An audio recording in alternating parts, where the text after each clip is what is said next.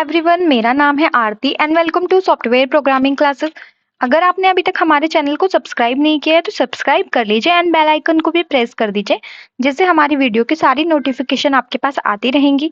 हमारे चैनल पे आपको काफ़ी सारी वीडियोस मिल जाएंगी कोडिंग से रिलेटेड।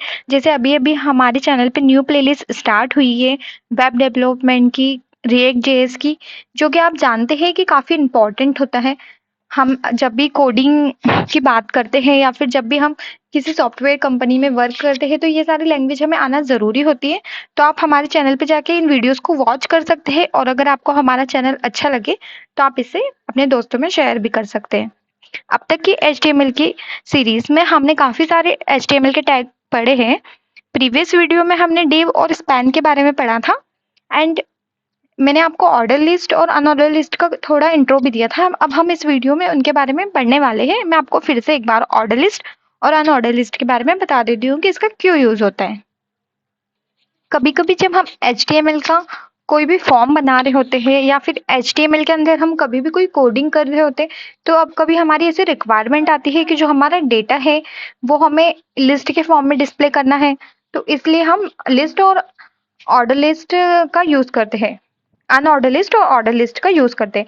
मतलब लिस्ट के फॉर्म में डेटा को डिस्प्ले करने के लिए हम इसका यूज करते हैं। जैसे कि फॉर एग्जांपल अगर हम कोई फॉर्म बनाते हैं या फिर आपने आज तक काफी सारे फॉर्म भरे होंगे तो उसमें आपने देखा होगा कि वहां पर एक लिस्ट आती है कि यहाँ पर आप कौन सी लैंग्वेज सेलेक्ट करना चाहते हैं। बहुत बार आपको ऐसी लिस्ट आती है ना फॉर्म के अंदर, तो इस टाइप से हम फॉर्म बनाते हैं तब भी हम लिस्ट का यूज कर सकते हैं। मैं आपको एक बार इसको कोड के अंदर करके बताने वाली हूँ जिससे आपको लिस्ट काफी अच्छे से समझ आने वाली है। HTML के अंदर लिस्ट के फॉर्म में डेटा को डिस्प्ले कराने के लिए भी हमारे पास टैग होते हैं।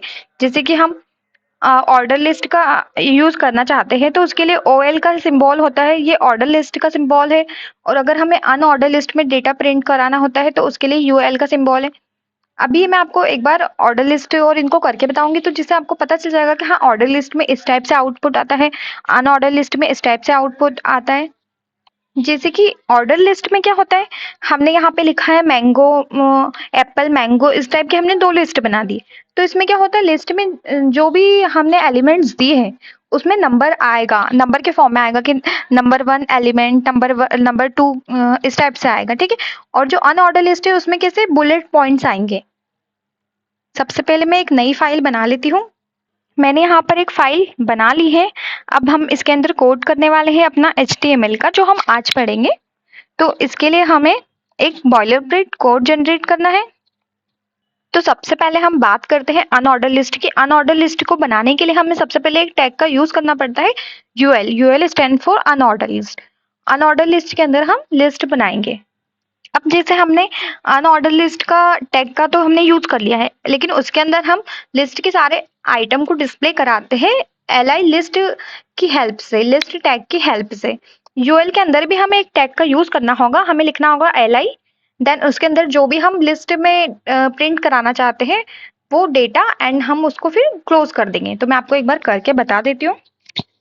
सबसे पहले हम अनऑर्डर लिस्ट को पढ़ रहे हैं तो हम मैं UL लिखूंगी, देन UL को क्लोज कर दूंगी।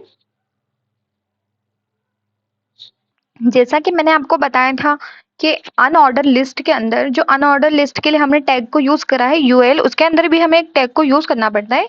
लिस्ट के डेटा को प्रिंट कराने के लिए हमें किसका यूज करना पड़ता है, li का यूज करना पड़ता है। तो हमने यहाँ पे li टैग का यूज कर लिया है। अब हम यहाँ पे कुछ भी दे सकते हैं जो हम लिस्ट के अंदर प्रिंट करना चाहते हैं। अब मैं इसको कॉपी कर लेती हूँ। मैंने लिस्ट के अंदर 2 आइटम्स दे दिए हैं। अब मैं आपको इसको बताती हूँ, इसको रन करके, कि इसका आउटपुट क्या आ रहा है। तो आप देख सकते हैं हमने अनऑर्डर लिस्ट को क्रिएट कर लिया है। मैंने आपको बताया था जैसे कि जो हम अनऑर्डर लिस्ट बनाते हैं तो उसमें इस टाइप से बुलेट पॉइंट आते हैं। ऐसे आप लिस्ट के अंदर काफी सारे आइटम्स दे सकते हैं अपनी रिक्वायरमेंट के अकॉर्डिंग। जैसे कि आप ऐसी लिस्ट बना सकते हैं कि हाँ, बहुत सारी कोडिंग की, जैसे जावा की, C++ की, ऐसे आप सारी कोडिंग लैंग्वेजेस के नाम दे सकते हैं। इस टाइप से आप लिस्ट बना सकते हैं। अब हम पढ़ते हैं ऑर्डर लिस्ट के लिए। ऑर्डर लिस्ट के लिए हमने कौन सा टैग का यूज करना होगा, हमें OL का यूज करना होगा। OL stands for order list. And इसके अंदर भी हमें एक सब टैग का यूज करना होगा लिस्ट का, लिस्ट के अंदर कुछ भी डेटा प्रिंट कराने के लिए हमें li का यूज करना होगा, जैसे हमने यहाँ पर यूज किया है। तो यहाँ पर भी हम OL का यूज करेंगे,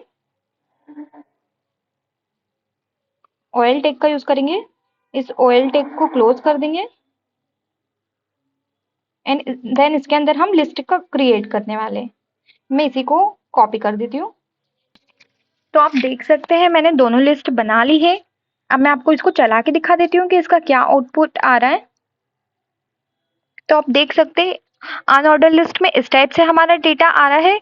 इसके आगे बुलेट पॉइंट्स आ रहे हैं एंड और ऑर्डर लिस्ट में हमारे 1 2 3 आ रहे हैं। आप जैसे ही लिस्ट देते जाएंगे यहाँ पर नंबर आते जाएंगे, ठीक है। तो आप इस टाइप से दोनों लिस्ट का यूज कर सकते हैं जब भी आप कोई HTML फॉर्म बना रहे हैं या फिर जब भी कोई आप HTML का कोई वेब पेज बना रहे हैं जिसमें आपको कोई लिस्ट क्रिएट करना है, लिस्ट में आइटम को डिस्प्ले कराना है। तो इस टाइप से आप लिस्ट, ऑर्डर लिस्ट और अनऑर्डर लिस्ट दोनों का यूज कर सकते हैं एज अवर रिक्वायरमेंट।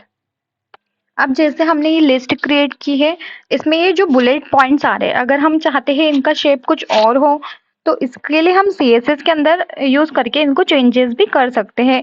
हम इनमें कलर ला सकते हैं, काफी अच्छा इसे अट्रैक्टिव वेब पेज बना सकते हैं। तो वो सब हम CSS की हेल्प से करते हैं। जो भी डिजाइनिंग का पार्ट आता है वो CSS के अंदर होता है। तो मैं आगे जाके आपको एक बार और बताने वाली हूँ कि हम इसमें कैसे डिजाइनिंग कर सकते हैं। एंड हम जो लिस्ट है इसके अंदर हम सब लिस्ट भी बना सकते हैं। तो मैं आपको एक बार सब लिस्ट बना के बता देती हूँ।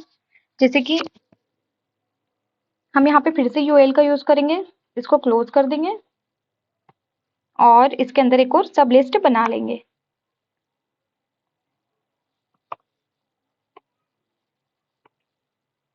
जैसे कि एप्पल का कलर क्या होता है, इसका कलर होता है रेड।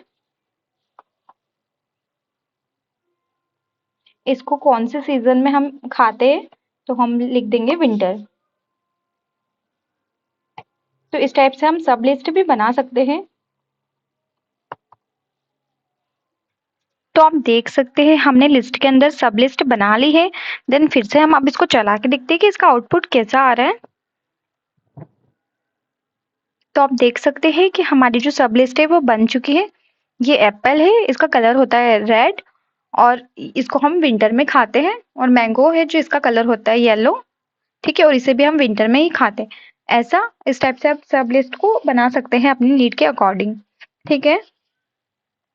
नेक्स्ट हम बात करने वाले हैं टेबल्स की, कि हम HTML के अंदर टेबल टैग का कैसे यूज करते हैं, कैसे टेबल हम क्रिएट करते हैं। जैसे सपोज कि आप कोई वेबसाइट बना रहे हो एजुकेशन से रिलेटेड, तो हो सकता है कि उसमें आपको एजुकेशन से रिलेटेड कुछ इन्फॉर्मेशन देनी है, तो उसको आपको टेबल के फॉर्म में डिस्प्ले करना है। या फिर कोई भी एप्लीकेशन होगी जिसमें आपको टेबल के फॉर्म में डेटा को डिस्प्ले करना है, तो उसके लिए हम टेबल टैग्स का यूज करते हैं HTML के अंदर। HTML के अंदर हम टेबल बनाने के लिए 3 मेजर टैग का यूज करते हैं, TR, TD एंड TH। सबसे जो फर्स्ट हमारा टैग है वो है TR टैग।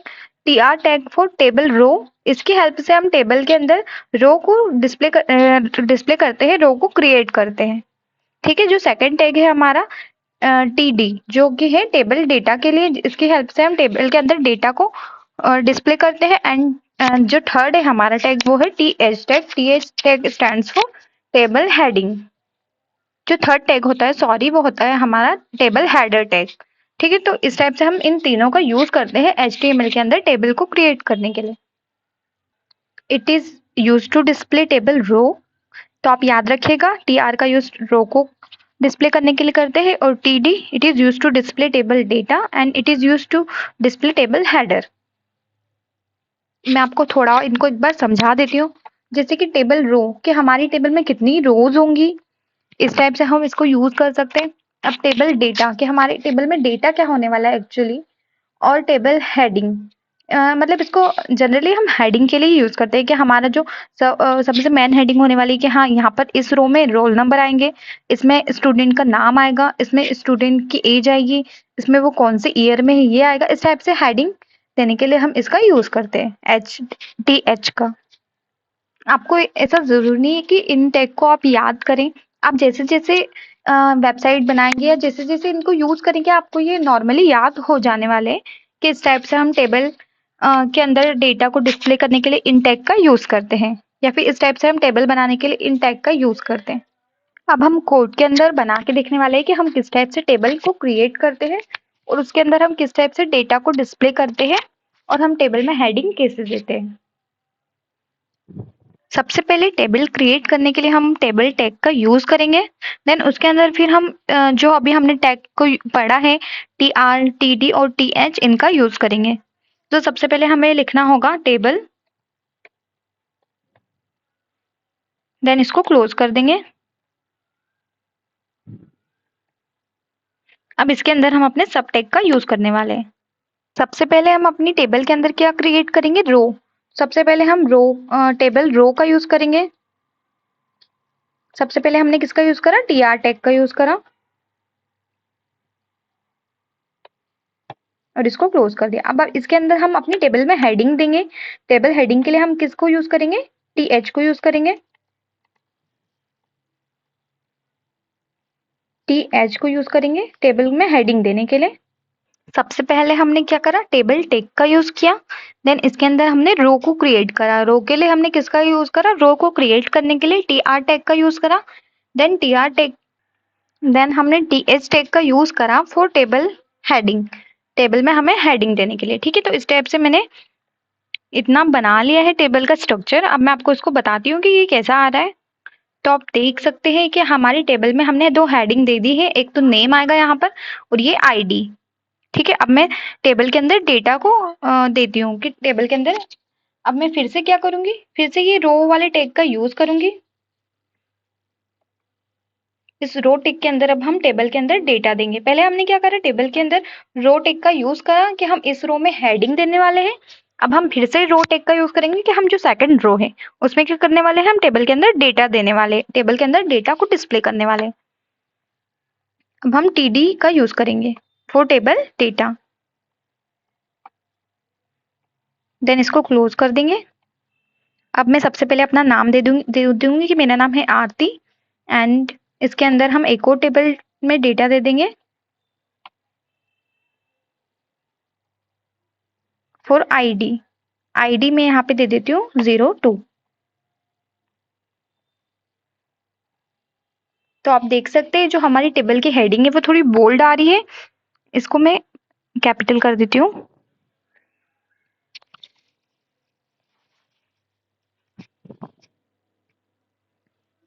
तो आप देख सकते हैं जो हमारी टेबल की हेडिंग है वो थोड़ी बोल्ड होके आ रही है और ये हमारे जो टेबल के अंदर डेटा है ये भी आ रहा है, ये थोड़ा कम बोल्ड होके आ रहा है। ठीक है, तो इस टाइप से हम HTML के अंदर टेबल क्रिएट कर सकते हैं।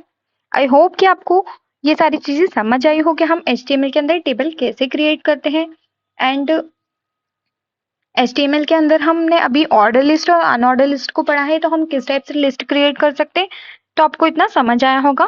तब हमने देखा कि टेबल हमारी आ चुकी है बट इसमें लाइन नहीं आ रही है, तो लाइन अभी इसमें नहीं आएगी। बाकी हाँ, ये टेबल का फॉर्मेट बन चुका है।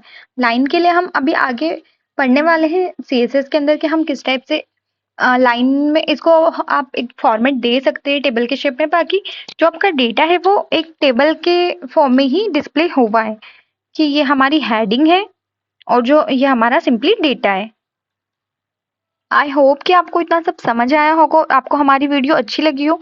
अगर आपको कोई टैग समझ नहीं आया या फिर आपको कोई कंफ्यूजन है तो आप मुझे कमेंट सेक्शन में बता सकते हैं, मैं आपको फिर से ये टैग समझा दूंगी। एंड अगर आपको हमारी वीडियो अच्छी लगी हो तो आप अपने फ्रेंड्स में से शेयर कीजिए एंड हमारे चैनल को भी सब्सक्राइब कीजिए।